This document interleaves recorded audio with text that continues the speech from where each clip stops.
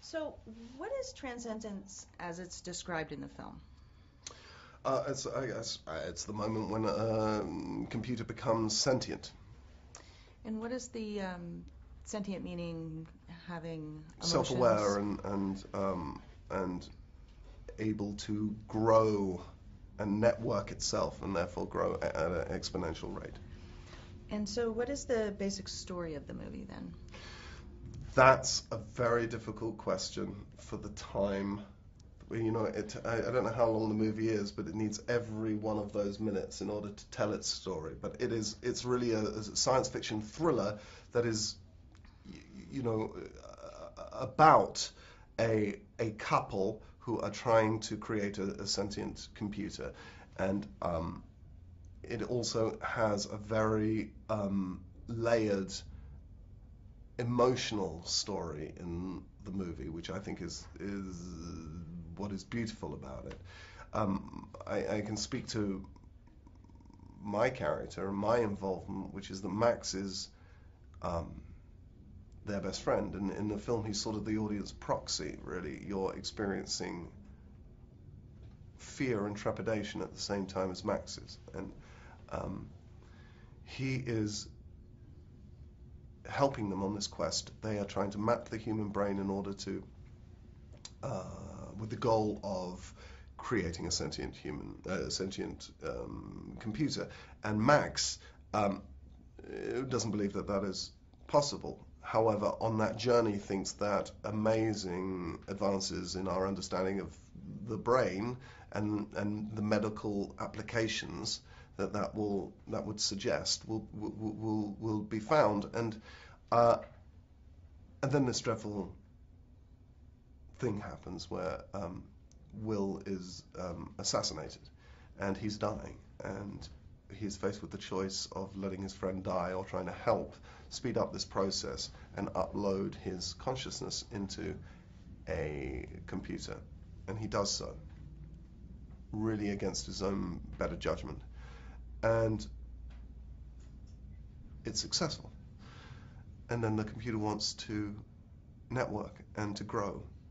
And the moment that happens, my character, Max, starts to get cold feet and wondering whether he has sort of unleashed a monster on the world. And the film is really watching that play out.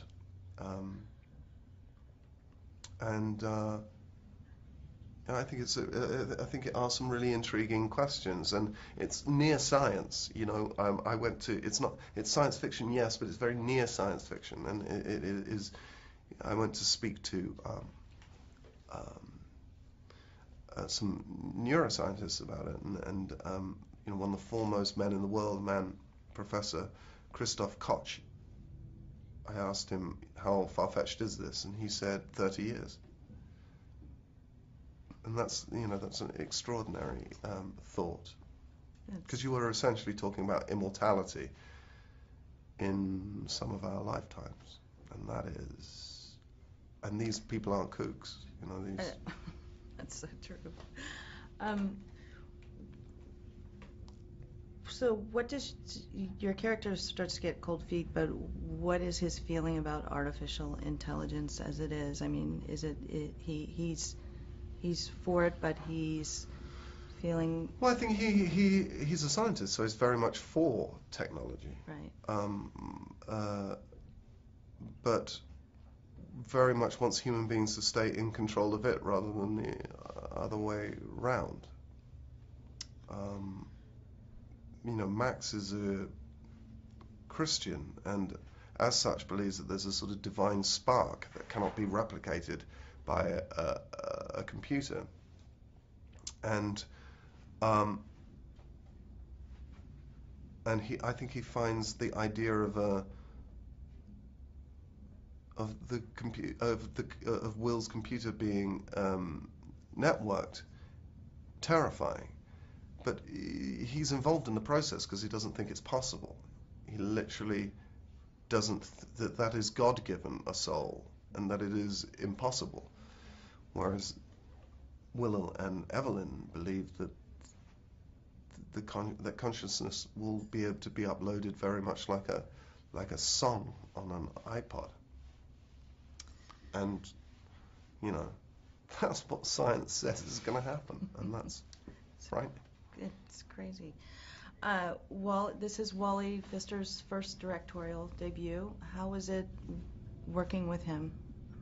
It was great. I mean, he's so it's great to work with somebody who has all of the enthusiasm of a first-time director, but with all of the experience of a seasoned professional in the business. And so that he was very much in control from the very first time we all met on set, and we all felt safe with him and didn't think about him being a first-time director from that moment on. That's fantastic. All right.